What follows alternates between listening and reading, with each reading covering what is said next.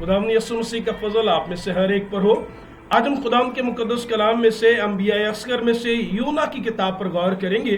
गो कि ये एक छोटी किताब है जिसके कुल 4 अबवाब और 48 आयात है, लेकिन फिर भी रूहानी तौर पर ये छोटी किताब बड़े पैगाम रखती है।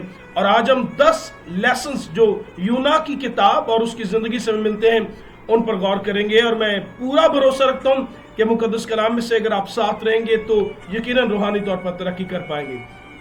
मुकद्दस कलाम में मुकद्दस यूना की किताब का आगाज इस तरह होता है कि खुदावंद का कलाम यूना नबी पर नाजिल होता है और खुदावंद उससे ये पैगाम देता है और उससे कहता है कि उठ और उस बड़े शहर नैनवा को जा। नैनवा जो है वो असूर का दारुल खिलाफा है और मुकद्दस कलाम कहता है कि खुदावंद यूना से कहता है उस बड़े शहर में जाकर मनादी कर और उसे बता कि नैनवा के गुनाहों का शोर मेरे कानों तक पहुंचा है और 40 रोज के बाद नैनवा बर्बाद हो जाएगी। लेकिन कलाम कहता है जब खुदावंद का कलाम यूना को मिलता है तो यूना नैनवा को जाने के बजाय यापा और फिर उसके बाद तरसीस में जो है वो जाने के लिए तैयार होता है और एक जहाज में सवार हो जाता है।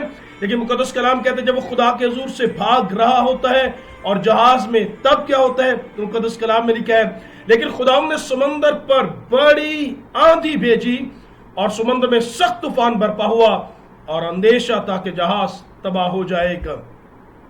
अब यूना की किताब का एक बड़ा पैगाम जो मेरे नजदीक है वो ये है कि आपका और मेरा खुदा कादिर मुतलिक है, कादिर ताकत वाला और मुतलिक पूरी ताकत जिसका इख्तियार और जिसका रूप तमाम तर चीजों पर है। लेकिन यह हादसाती तौर पर नहीं था, यह इत्तफाक नहीं कि समंदर में तूफान आता है। मुकद्दस कलाम में लिखा हुआ है ज़बूर 107 और उसकी 25वीं आयत, क्योंकि वो हुक्म देता है और तूफानी हवा चलाता है जो उसकी लहरें उठाती है।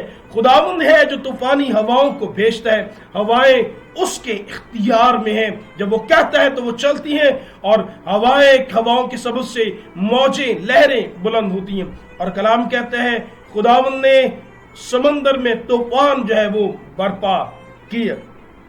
फिर एक वक्त आया जब तमाम तर लोगों ने कोशिश की, मलाहों ने जो जहाज को चलाने वाले थे कोशिश की किसी तरह जहाज किनारे पर पहुंच जाए, और जब ऐसा ना कर सके तो क्या उन्होंने कहा कि आओ हम कुर्रा डालें और जाने के याकपतम पर किसके समस्या आई।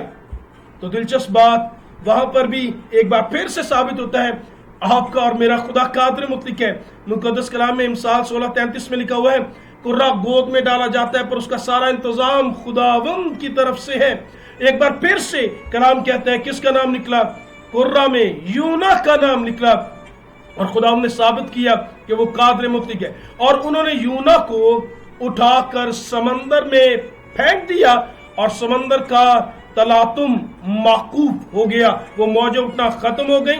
और ये भी साबित करता है आपका और मेरा खुदा कादिर मुतलिक है। लिखा है वो समंदर के जोश खरोश पर तो हुक्मरानी करता है तो उसकी उठती लहरों को थमा देता है।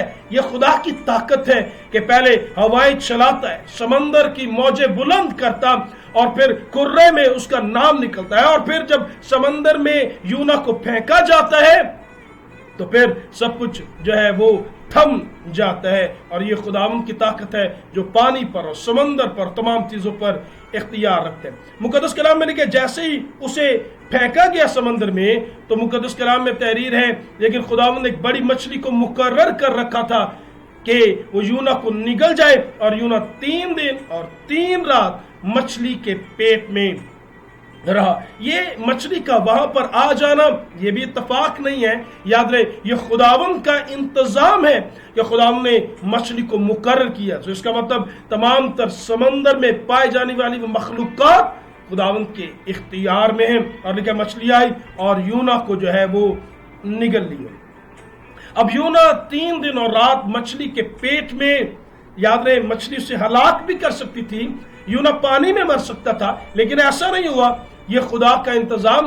मुकद्दस कलाम कहता है कि यूना मछली के पेट में है, सोचा सब खत्म हो गया लेकिन वो पेट में भी जिंदा है और वहां पर वो खुदावंद को पुकारता है और उससे दुआ करता है اور کہتا ہے خدا میں پھر سے تیری مقدس ہیکل کو دیکھ کر اپنی شکر گزاری اور منتوں کو جو ہے وہ گزارنا چاہتا ہوں. اور پھر جب اس نے اپنی غلطی کا اعتراف کر لیا، خدا کو پکارا، تو لکھا خداوند نے انتہا کے نیچے جب مچھلی کے پیٹ میں یونا ہے وہاں بھی خداوند نے اس کی آواز کو سنا اور مچھلی کو حکم دیا. خداوند کا حکم تمام چیزیں مانتی ہیں. حکم دیا اور یونا کو اس نے خشکی پر اگل دیا. اب پھر سے خداوند اس سے کلام کرتا ہے، کہتا ہے اب جو ہے وہ نینوا کو جا اور وہاں پر جا کر یہ منادی کر کے نینوا 40 روز کے بعد برباد ہوئے گا. اور لکھا ہے تب وہ نینوا کے باشندوں نے، جب یونا وہاں گیا تو نینوا کے باشندوں نے خدا پر ایمان لا کر روزہ کی منادی کی اور ادنا و اعلیٰ سب نے ٹاٹ اوڑھ لیا. جب ایسا ہوا تو کلام لکھا ہے کہ یونا جو ہے اب یہ سوچ رہا تھا کہ کب یہ شہر برباد ہوگا. یونا اس شہر سے نکل کر مشرق کی طرف ایک جگہ جا بیٹھا اور ایک جھونپڑا سا، ایک چھپڑ سا بنایا اور اس میں جو ہے وہ اپنے آپ کو بسایا. اور لکھا جب وہاں ٹھہرا ہوا تھا، لکھا خداوند نے اپنی قدرت سے، لکھا تب خداوند نے کدو کی ایک بیل اگائی اور اسے یونا کے اوپر پھیلا دیا تاکہ اسے سایہ ہو. اور کلام میں لکھا ہے کہ اس بیل کے سبب سے جو خداوند نے اگائی تھی وہ نہایت کیا ہوا، خوش ہوا. اور یہ بیل یاد رہے یہ کلام کہتا ہے ایک ہی رات میں ہوگی. تو اس سے تمام تر خدا کی قدرت پھر سے آپ کا اور میرا خدا قادر مطلق ہے کہ پل بھر میں خداوند نے کیسے جو ہے اس بیل کو بڑھایا تاکہ یونا پر سایہ کرے. اور مقدس کلام میں لکھا ہے جب یونا اور خدا کے درمیان نینوا کو برباد ہونے نہ ہونے کے متعلق بات چل رہی تھی تب خداوند نے اسے سبق دینے کے لیے یہاں تک کیا. لکھا ہے اگلے دن خداوند نے ایک کیڑا بھیجا. کیڑے مکوڑے بھی خداوند کا حکم مانتے. وہ آیا، اس نے اس بیل کو کاٹا اور لکھا ہے خداوند نے ایک لو چلائی اور لکھا ہے اس نے یونا کے سر پر اثر کیا اور وہ بےتاب ہو گیا اور چاہتا ہے خداوند میں مرنا چاہتا ہوں. خداوند نے کہا تو اس بیل کے لیے جو نہ تو نے لگائی نہ محنت کی، تجھے اس کی اتنی فکر ہے، تو جس لوگوں کو میں نے خلق کیا بنایا کیا میں ان پر رحم نہ کروں گا. اب میں جلدی سے کہوں گا کہ یونا کی کتاب سے وہ 10 اسباق بھی ہم سیکھ لیں. پہلا سبق مقدس کلام کہتا ہے کہ یونا کی کتاب کا پھیلا ہوا اور بڑا پیغام یہ ہے آپ کا اور میرا خدا قادر مطلق ہے. کیسے سمندر میں طوفان کا آنا خدا قادر مطلق ہے. یونا کا کرے میں نام نکلنا خدا قادر مطلق ہے. سمندر میں اسے پھینکا جانا اور مچھلی کا وہاں آنا خدا قادر مطلق ہے. وہ سب کر سکتے. مچھلی کے پیٹ میں یونا کا زندہ رہنا خدا قادر مطلق ہے. مچھلی کا پھر سے اسے اگل جانا، اس کا ہلاک نہ ہونا خدا قادر مطلق ہے. ایک ہی رات میں اس بیل کا اگنا اور پھر کیڑے کا آ کر کاٹنا اور لو کا چلنا، یہ ساری باتیں بتاتی ہیں آپ کا اور میرا خدا قادر مطلق ہے. اور اس چھوٹی کتاب کا بڑا پیغام اس بڑے خدا کے لیے یہ ہے کہ وہ خدا قادر مطلق ہے. دوسرا پیغام اسی کتاب میں کہ کوئی بھی خدا سے چھپ نہیں سکتا. داؤد نے کہا خدا میں بلندیوں پر چلا جاؤں تو وہاں ہے، میں پاتال میں چلا جاؤں تو وہاں ہے. ہر جگہ خداوند کی حضوری ہے. مقدس کلام میں مثال کی کتاب میں لکھا ہے خداوند کی آنکھیں ہر جگہ ہے اور نیکوں اور بدوں کی نگراں ہے. اگر کوئی یہ سمجھتا ہے وہ خدا سے بھاگ سکتا ہے، خدا سے چھپ سکتا ہے، تو یونا کی کتاب کا پیغام یہ ہے کہ کوئی نہ خدا سے بھاگ سکتا ہے اور نہ ہی خدا سے چھپ سکتا ہے. تیسرا، خدا کی نافرمانی دوری یا پستی کا سبب بنتی ہے. یاد رہے جب یونا کو کہا گیا نینوا کو جا تو سطح سمندر سے نینوا اوپر کی طرف اور ترسیس جو ہے وہ نیچے کی طرف تھا. اب یاد رہے جب کوئی شخص خدا سے بھاگتا ہے تو یہ نیچے کا سفر ہے، پستی کا سفر ہے، ترسیس کا سفر نیچے کا سفر ہے. اور پھر کلام میں لکھا ہے وہ جب اس جہاز میں سوار ہوا تو جہاز میں بھی نچلے حصے میں گیا، نیچے کا سفر ہے. کلام میں لکھا ہے پھر جہاز سے نیچے پھینک دیا گیا، نیچے کا سفر سمندر میں.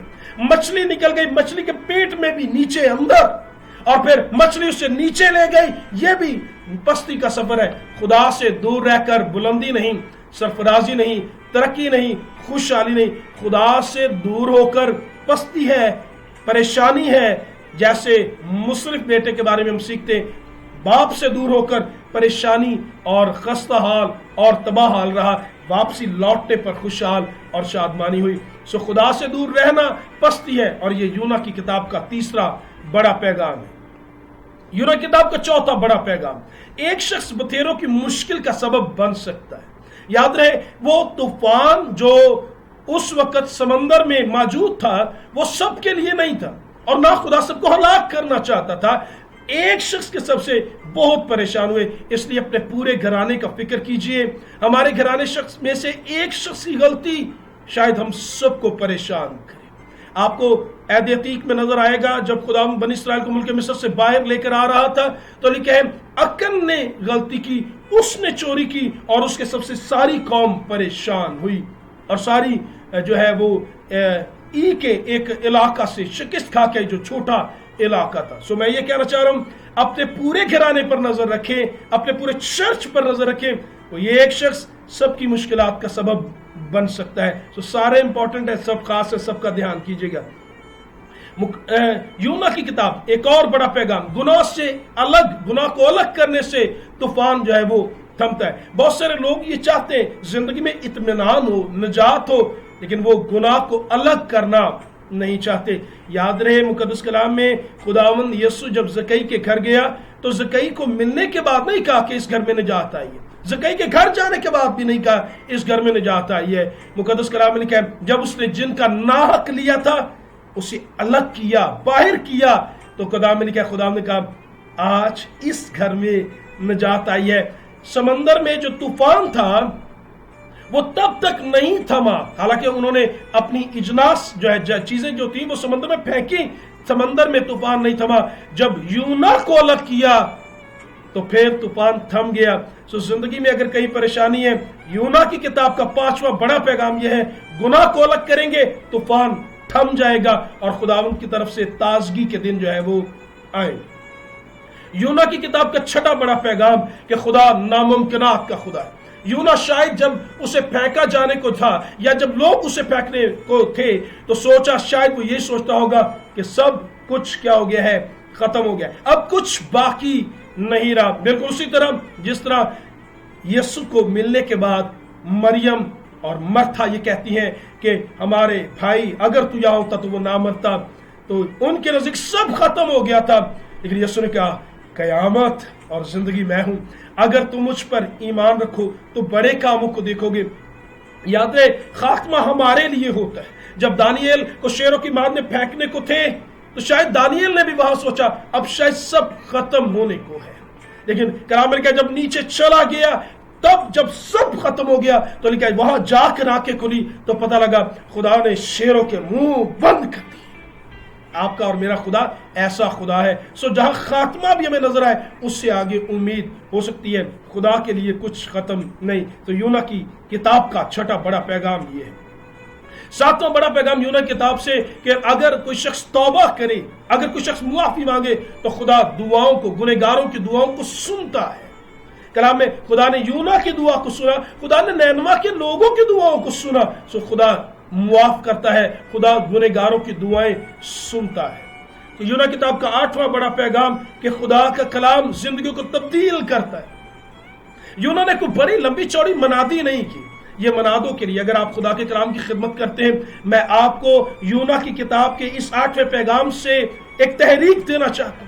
میں یہ چاہتا ہوں آپ یہ جان لیں کہ جب ہم کلام کی منادی کرتے ہیں کبھی کبھی ہمیں لگتا ہے کچھ نہیں ہوگا، یہ سارے لوگ کبھی نہیں بدلیں گے، کوئی تبدیلی نہیں آئے گی، لیکن یاد رہے یونا نے بیج بو دیا، وہ یہ سوچ بھی نہیں سکتا تھا۔ کلام میں لکھا ہے اوپر سے لے کر نیچے تک، ادنا سے اعلیٰ تک، بادشاہ سے غریب تک سب نے روزہ رکھ لیا، ٹاٹ اوڑ لیا، جانوروں تک نے، کلام میں لکھا ہے ایک طرح سے وہ روزے کی حالت میں انہیں بھی کھانے کے لیے دیا گیا۔ وہ کلام تبدیلی لے کر آتا ہے، ہمیں بیج بونے کی ضرورت ہے۔ نواں اور بڑا پیغام ایک اور یونا کی کتاب سے کہ خدا کسی کی ہلاکت نہیں چاہتا، وہ چاہتا ہے سب قومیں نجات پائے۔ خدا دنیا سے محبت رکھتا ہے، اور ایسا سوچنا کہ عہد عتیق میں خدا غیر اقوام سے محبت نہیں کرتا تھا، یونا کی کتاب اس خیال کی بھی نفی کرتی ہے کہ خداوند منادی کے ذریعے، انجیل کے ذریعے، ایک پیغام کے ذریعے کہ توبہ کر لیا جائے، ہاں خدا ہلاک کر دیتا اگر وہ توبہ نہ کرتے۔ سو ایک طرح سے یہ خدا کا کنسرن ہے، خدا کی فکر ہے جو خدا لوگوں کے لیے رکھتا ہے۔ اور میں یہ کہوں گا کہ خدا سب سے پیار کرتا ہے اور خدا کسی کی ہلاکت نہیں چاہتا۔ یونا کتاب کا 10واں بڑا پیغام کہ خدا رحم دل ہے، اور اگر ہم اس کے حضور آئیں، اقرار کریں تو وہ معاف کرتا اور بحال کرتا اور اپنے ارادے کو بدل دیتا ہے۔ آج ہم نے مقدس کلام میں سے، چھوٹی کتاب میں سے بڑے روحانی اسباق دیکھے، اور ایک سبق جو میں چاہوں گا اپنے ساتھ ہم لے کر جائیں اور پھر آمین کریں کہ یونا کی کتاب کی چھوٹی کتاب کا بڑے خدا کے بارے میں بڑا خیال یہ ہے کہ آپ کا اور میرا خدا قدرت والا، قادر مطلق ہے۔ کاش یونا کی کتاب کو جب ہم پڑھیں تو ان اسباق کو ایک بار پھر سے اپنی زندگی میں اپنا کر بہت سارا پھل لائیں۔ خداوند آپ سب کے ساتھ ہو، آمین۔